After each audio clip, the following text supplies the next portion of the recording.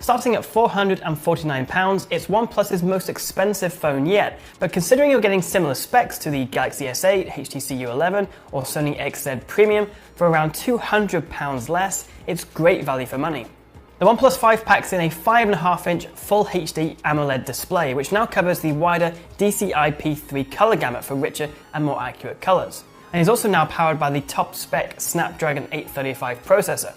The base model of the OnePlus 5 comes with an already generous 6GB of RAM and 64GB of internal storage, but for £50 more, you can get an extra 2GB of RAM and double the storage.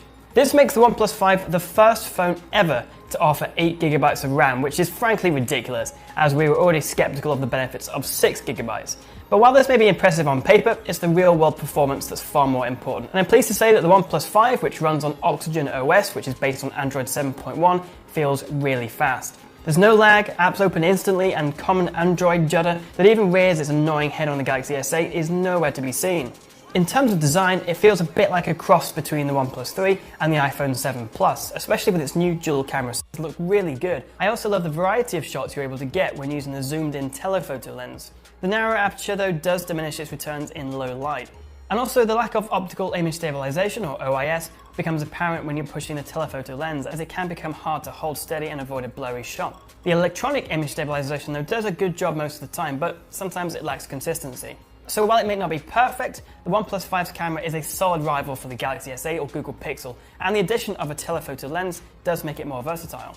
As for battery life, well, the non-removable 3,300 mAh battery, thanks to improved efficiency of the Snapdragon 835, battery life is about on par with its predecessor. I can comfortably get through the day with mixed to heavy use and normally have around 10% spare at the end. However, I can forgive OnePlus for this because the battery life has never worried me when using the phone because of how fast it charges. Dash Charge is the fastest charging method I have ever used, and on the OnePlus, it charges from dead to full in just over an hour. I do have a couple of issues though with the phone. OnePlus says it's upgraded the Wi-Fi module, but it's still not the best and often loses connection to my router. Hopefully this can be fixed in an update. And also the downward facing speaker just isn't very good. It's loud but gets blocked easily, so I have to joggle the phone around when I'm watching a video without headphones. Overall though, while it may not be quite the revolutionary step forward the OnePlus 3 was, there are solid improvements across the board, which combined with the relatively low asking price for a flagship phone, makes it easy to recommend. So what do you think of the OnePlus 5? Will you be buying one?